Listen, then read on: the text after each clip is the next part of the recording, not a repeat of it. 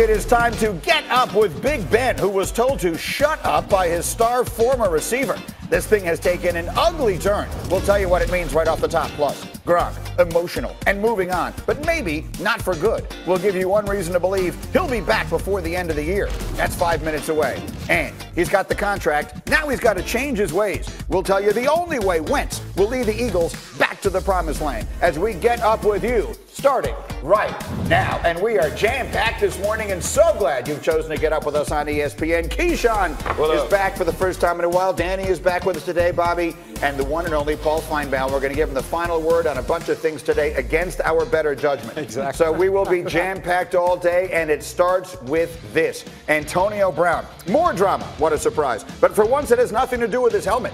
Ben Roethlisberger told NBC Sports' Michelle Tafoya during Sunday's Steelers preseason game that he regretted criticizing Brown late last season because it, quote, ruined a friendship. So that got posted on social media, that little interview there. You see it on your screen. And Antonio Brown quote tweeted it and wrote, as you see, never friends, just had to get my ends, shut up already. Now, he subsequently took that tweet down, but we all know these things live forever. Dan Orlovsky, I turn first to you. Your reaction, what do we make of this? I mean, he should take his own advice and shut up already. I mean, it's like this attention-craving drama queen that belongs on the Bravo network. I mean, it was the feet, and then that got him attention. Then it's the helmet, and that brought him attention. Now it's like, okay, what can I do or say to create some attention? And if Derek Carr's got to be sitting there going, wait, what? Because you publicly stated on your own accord multiple times that you and Big Ben were best friends. And now you're coming out saying you did that strictly for playing the game to get your stats up. And if I'm Derek Carr, I'm going, how can I trust you? Because you just played Big Ben in many ways. So I'm not going to trust what you say because you're obviously going back on your word or what you said about your and Big Ben's relationship. I juxtapose that with T.Y. Hilton and Andrew Luck, two guys that seem to have an unbelievable relationship. The point where Hilton is emotional at the fact that he's retiring. They had more than just the connection on the field. They literally, I think, are very good friends. And this is something that I think has been going on in Pittsburgh for the last decade. But if you look at the Steelers, they're an old school organization. They keep it buttoned up and nothing ever got out. Not the case in Oakland, definitely not going to be the case in Vegas. And John Gruden has a monster on his hands that he's going to have to deal with. I think the way that I look at this situation, AB and Ben were cool. He was the quarterback. I knew that I had to utilize him to get the football, to be nice to him. But once Ben somewhat, I would say, disrespected him along with the general manager, he lost respect for Big Ben. And then Ben comes out, he says, apologize. So AB is saying he only was there to get his money. At the end game, it was about getting his money. It was about getting the $30 million, whether it was from Pittsburgh that elected not to give it to him or Oakland, which said, great, I'll give it to him. I don't think Carr has to worry about it because one thing, I don't think he has to worry about it because John Gruden's there. John Gruden's going to get AB the ball. You know how receivers are. Get the football, you're happy. You don't get the football, it's problematic. And I think John knows that. He gave up a 3 and a 5 to get him. So I think it'll all be good if he can get him the football. AB got the football last year. He got the football a ton Yeah, but guess what he last year. didn't get, Dan? The money. Sure, but is it about the touches or is it about the money? No, it's about the money. When that but then come tweet, out and just say that. Don't come out and say, oh, me and Big Ben, we were never cool. But that was tweet, just all fake. That tweet is saying about the money. It's not saying about the ball. We all know that he's gotten the football. He didn't get his money. If Pittsburgh, he'd still be in Pittsburgh right now if Pittsburgh would have did the thing and gave him money G'd up. I think what you're trying to say here is just get him the darn ball. Get him the damn ball. Get him the darn ball. There we go. No problems with him. You cleaned it up unnecessarily. we're perfectly comfortable with that part of it. And listen, your old friend and mine, Chris Carter, always said, a receiver only cares about two things, me and my money. That's it. And that's it. That's and so it. He's got the money. So you believe everything will be fine. You think this will work out fine? I honestly think Greeny it'll work out fine until John started lying to him. You know game plan. You're going to do this. You're going to do that. We're going to get you off. And then all of a sudden, he gets no touches. He ends the game with 3 for 30 yards and they lose. That's when it becomes a problem. Okay, Watch out. And that could easily happen week one. Let's get a final word from Feinbaum on all this. Paul, you're listening to the conversation. What's your take? I go to bed at night hearing about AB. I wake up in the morning hearing about it. I'm sick of the guy. I mean, I don't want to hear this guy anymore. I want to enjoy the college football season. I want to enjoy the pro season. Please take this guy off my screen. I'm done with you, man. Okay, fair enough. A final word from Feinbaum. I love it. On to the next order of business, and it's this guy. The Indianapolis Colts continue to pick up the pieces after Andrew Luck's stunning retirement. And as T.Y. Hilton told our Ed Werder, the team is fully behind its new starting quarterback, Jacoby Brissett. He's responded well. He got out of the system. It's his time. Step up and get up there to the plate and play football. He's our leader now, and we go as he go. Have you guys changed internally your goals for this season or what you think you can accomplish? Oh, no, goals remain the same. We going out there and we playing, So if anybody feel like they can take us lightly or they feel like we wounded, come on and try it. Now, Brissett will look to benefit from what is now one of the league's best offensive lines, something he definitely did not have 2 years ago. Look at these numbers.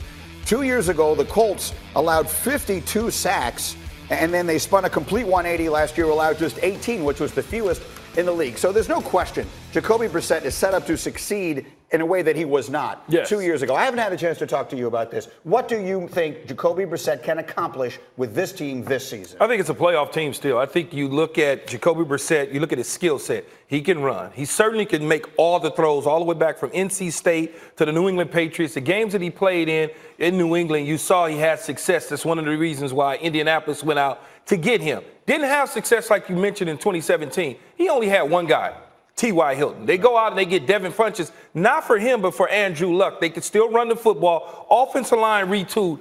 Plus, on top of that, you know as well as I know, Frank Wright is a good quarterback coach, a good X and O guy. He's in the right hands, and I think this is the first time that he's had the keys to the car and not have to give them back to another quarterback. And let me take the Frank Wright point, because we look at the situation and it's very unique, right? Except for Frank Wright, because in 2017, when he's with the Philadelphia Eagles at the quarterback coach, they have a really good football team. They're trending with expectations. Carson Wentz is playing lights out ball. Bang, the ACL injury happens. And Frank Reich is an integral part in getting a backup quarterback to play really good football around a good football team. And this is a somewhat similar situation of a team with some expectations now that their quarterback has decided to leave the football team. Now, Frank Reich is no longer quarterback coach. He's the head coach. But he was part of getting Nick Foles to play at a really high level. And now he's got the memory bank of being able to get Jacoby Brissett to play at a really high level around a really good football team. 2015, 2016, Nick Foles had about a year's worth of starts. He was 13 touchdowns, 10 picks. No one expected Nick Foles to go ball out the way he did. Jacoby Brissett, the last 2 years, he's got about a year's worth of starts. 13 touchdowns, 7 picks. There's almost an eerie, similar situation of Frank Reich being incredibly equipped to handle this. Frank was a backup before, so he knows what that is all about. I was just going to make that exact point. Frank Reich was a backup quarterback to Jim Kelly for a long time and won big games from that role during his career. And the backup piece, don't discount that, because he understands what it's like to sit behind a guy. And then when you come in, he's got great skills, like he said. He's got a big arm. He can throw it down the field. He can move enough to be dangerous. But what they're not going to do is ask him to be Andrew Luck. They're going to begin to tailor this. Since Andrew Luck cleared it up, he wasn't going to hang out on IR. He moved on. They can change this offense and craft it to what he feels comfortable with, to what he does really, really well. And that's why I think we'll be able to have success. Look, I think we all thought this was a Super Bowl team when we woke up on Saturday morning. Team. Is it still? No, I would it is not. I would, even with Andrew Luck at the quarterback position, that was a bona fide Super Bowl team. I felt that they were a playoff team. And you don't think Luck not being there has changed that then? No, it's still a playoff team.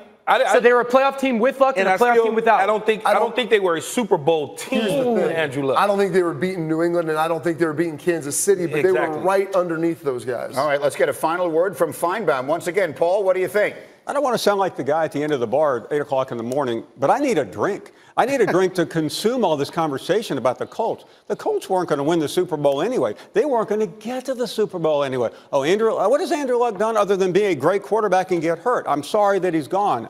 I feel for him. I'm glad that he's going to have a great life. But Brissett's not taking them to the Super Bowl. The Colts aren't going because the Colts always find a way to choke a game along the way. Whoever's idea this was, it was genius, and it was mine.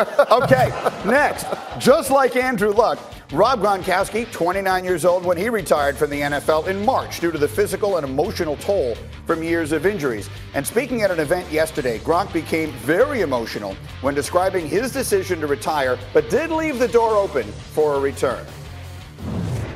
maybe down the road, whenever, if I got to have that desire again, I got to have that passion, I got to have that fire. And I got to have that sustainability to know if I go back out there, I can sustain it every week, week in, week out. I'm not going to go out there and be beat the F up, you know, and feeling like crap. That's not the way to live. That's not the way to play football. I want to be clear to my fans. I needed to recover. I was not in a good place. Football was bringing me down, and I didn't like it.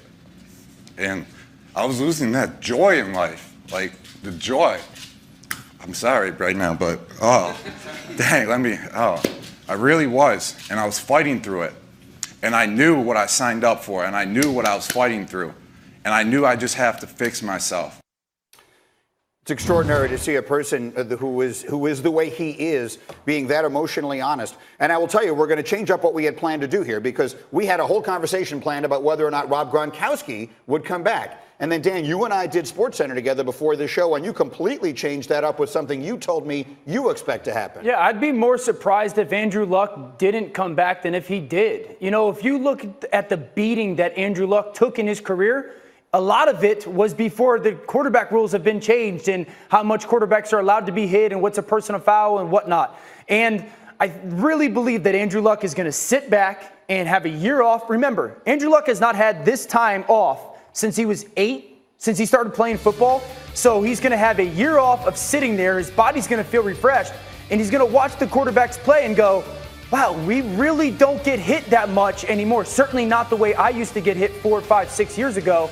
And I absolutely can see Andrew Luck coming back, and not just for a short period of time. I could see him coming back and playing another 6, 7, 8, 9 years. The problem with that is once you're away, I think you begin to get comfortable being away. He sits out this season. If he doesn't make a decision to come back right away and you start getting into that second training camp, your body, your mind, you begin to change your outlook on things, and you become more of a spectator in my mind than you are a player anymore. But he said he was leaving because the injuries. Like he said, my body can't do it anymore. And the year after year after year rehab and the beating that I took, he didn't leave because he didn't love football anymore. He didn't leave because he no longer had the desire to play. He left because, listen, this routine that I'm in is no longer fun for me. And that being pulled away and him looking at going, wait, quarterbacks aren't getting hit anymore? I could see him go, all right, I feel better, I'm ready. Both of those guys will be playing in the NFL in the future. Do you think they both come back? I think they both come back because they're going to miss the game. They're much like Dan is saying, when you step away from it, they're going to heal their bodies. They're going to feel good in a couple months. They're going to feel great about it. Gronkowski, what else is he going to do? All his best friends, his buddies, are in New England, okay? Yeah. If they come calling, Brady picks up the phone and says, I need you, big dog. I got to have you. It may not be this year. It may be next year. Andrew Luck, if Jacoby Brissett has a good year, then he may stay retired. But the moment that Jacoby Brissett struggles and they start picking up the phone in Indy and saying, hey, how you feel, big dog? Are you okay? The coaches, the owners, he'll start to think about playing again. It'll be very interesting to watch. And one final time, let's give a final word to Feinbaum. Paul, what is your take? Gronk's not having fun. He's making millions of dollars. He's playing the greatest game in the world. I mean, what about people at home who are getting up at 4 o'clock in the morning and driving buses or in coal mines in West Virginia? That's not much fun, but people do it. And they don't need a break. They don't have a chance for a break. So, I mean, what am I listening to here with pro football players saying, I'm not happy doing what I'm doing? Well, that's the life you chose. I'm sorry. I'm not happy listening to all this nonsense. Okay, fair enough. We'll have more from Paul as we go. Meantime, let's get up and go. Keyshawn, the Dolphins have shown interest in trading for the Texans' Jadeveon Clowney. What do you think? I think it's a smart move by them. They need help on the defensive side of the ball, especially getting to the pass rush. But I think the Jets should jump in the sweepstakes because they, too, need help on the edge getting to the quarterback, especially getting to Tom Brady if they have any desire to take hold of the AFC East. Oh, I'm listening. And they should get in the sweepstakes. I'm listening and I'm in on it. Okay, very good. Let's move forward. Ron Rivera said yesterday there's no doubt Cam Newton will play week 1 against the Rams. Dan, what do you think? I love it. I love the confidence from Ron Rivera, but let me say this. I'm going to challenge the Panthers' offensive line. It's not about Cam changing the way he's played. This offensive line needs to take it personal, right? This is your franchise quarterback, the leader of your football team. Your number one goal this season is to keep this superstar upright. Because if you do, you are a playoff caliber team. And then Kyle Allen and Will Grier, your two backup quarterbacks, be ready because your opportunity might come. But I love Ron Rivera's confidence. Offensive line, let's keep this superstar upright. Get up and go to the tennis. And 15-year-old American sensation Coco Gauff was down and looked like she was out, and then she rallied to win her U.S. Open debut yesterday. Lost the first set 6-3, was down a break in the second, and then stormed back. She'd received a wild card entry from the USTA into the field after her surprising run to the fourth round at Wimbledon. Here's Coco Gauff.